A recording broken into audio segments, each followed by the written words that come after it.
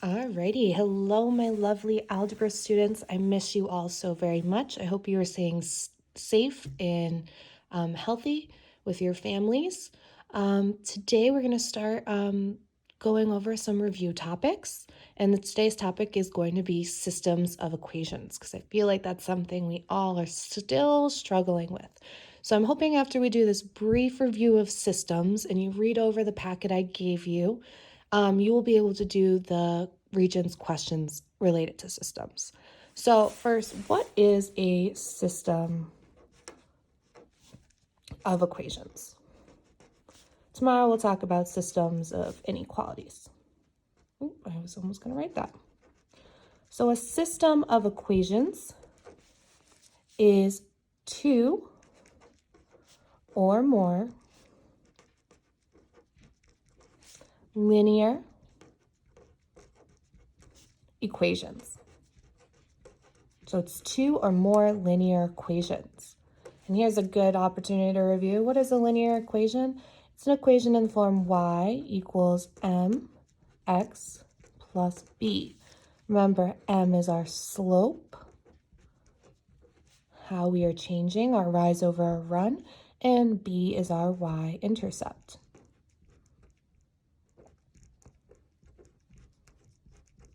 All right, so why do we care so much about systems of equations? What do they want us to find with a system? With systems, they are looking for the point of intersection. So our point of intersection.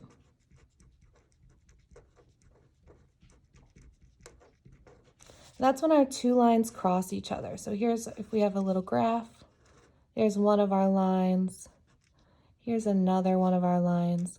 Where they cross, that one point right there is our point of intersection.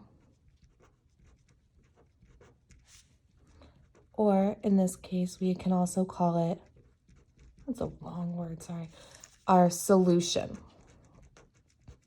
Okay? So systems of equations are two or more linear equations. We are looking for their point of intersection, or what we also can call their solution. So there are three ways we can go about finding solutions. The first way is graphing. Oh my goodness, I found this really cool app you can all use that looks somewhat like our graphing calculators we use in class. So if you go to the App Store, look for Graphing Calculator.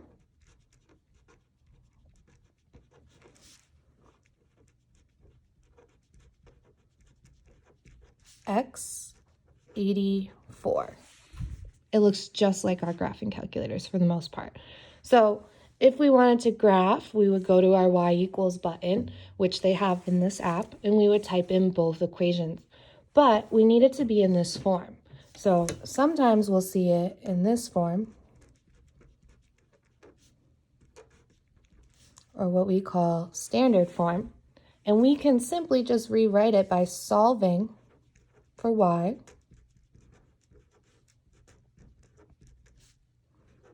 After we solve for y, we can get it in y equals mx plus b. So graphing is one of the options. The next option would be substitution.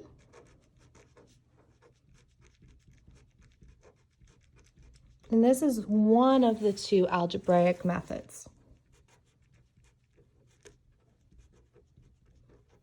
On the Regents, they say, solve this algebraically. You're going to either choose substitution or the one we're going to talk about next.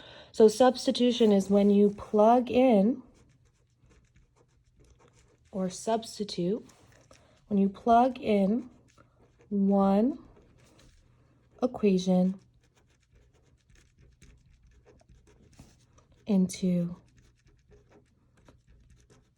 the other. So I have an example for you right now of how to do that. So we have the equation y equals -2. And the other equation, 4x minus 3y equals 18. This is a perfect example of when we should use substitution because we already have one of the variables solved for. So in the first one, we have y equals. So that's easy to plug into the other equation, okay? Substitution is best when you have an x equals or a y equals equation. So what this means is where I see y, if you want, you can solve this on your own and check my answer. Where I see y in my second equation, I'm going to substitute in the number -2. So we have 4x minus 3. Oh, there's a y, so I need to put -2 equals 18. All right, now we can solve for x. So we have 4x, -3 times -2 is +6. Remember that integer rule. Negative times a negative is a positive. Equals 18. All right, I got a two-step equation here.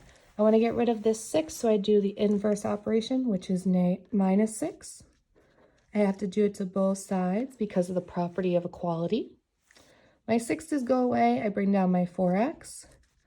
Equals 18 minus 6 is 12.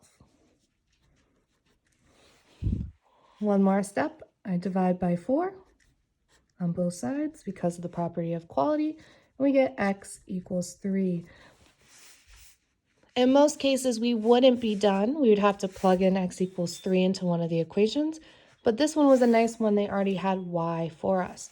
So our solution, or our point of intersection, if we were to graph this, is 3, -2.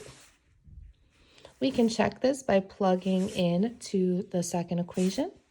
We plug in 3 for x and -2 for y. Would we get 18? We would.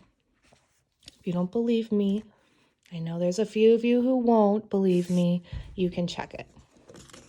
So substitution. The third method, which is my favorite, is elimination.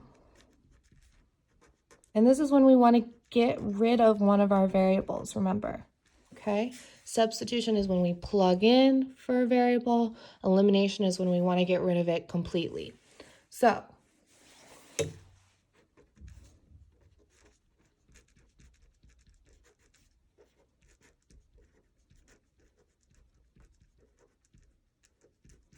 okay. So here is going to be our system for this one.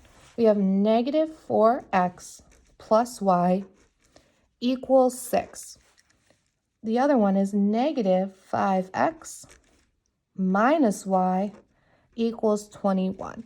And the goal with elimination is to get rid of variables, so we want them to look the same. So right now my x's do not have the same coefficient in front. I have a -4 and a -5.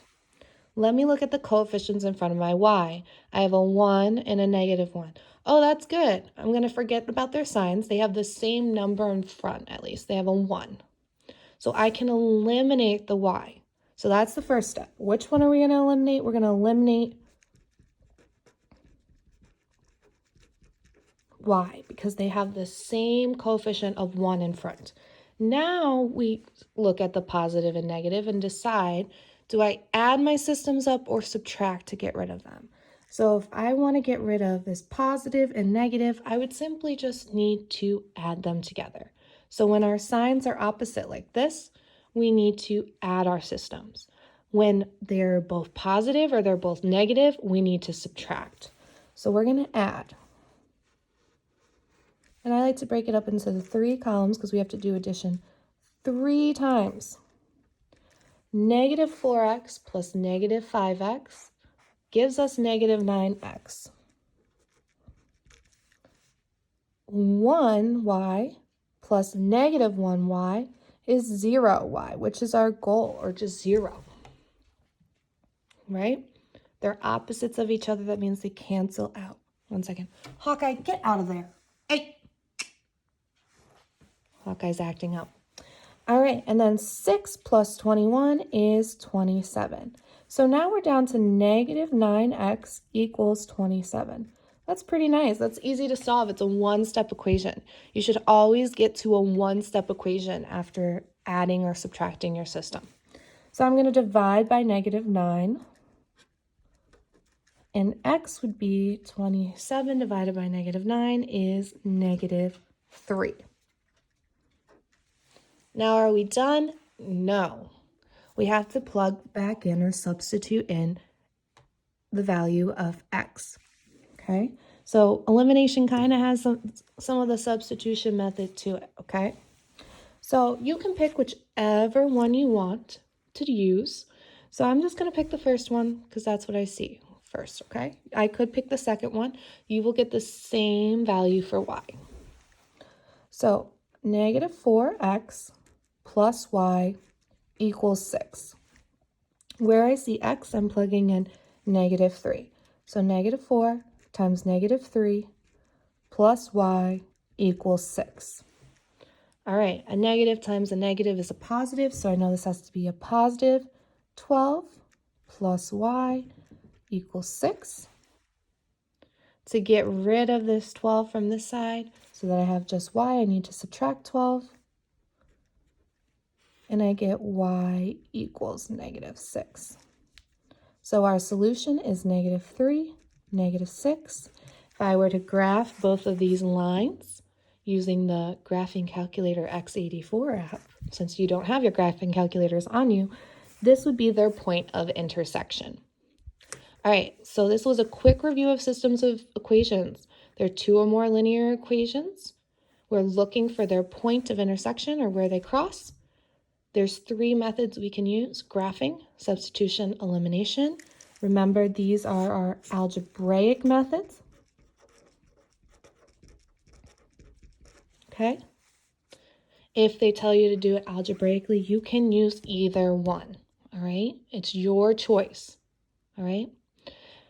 Please comment on the video once you finish watching.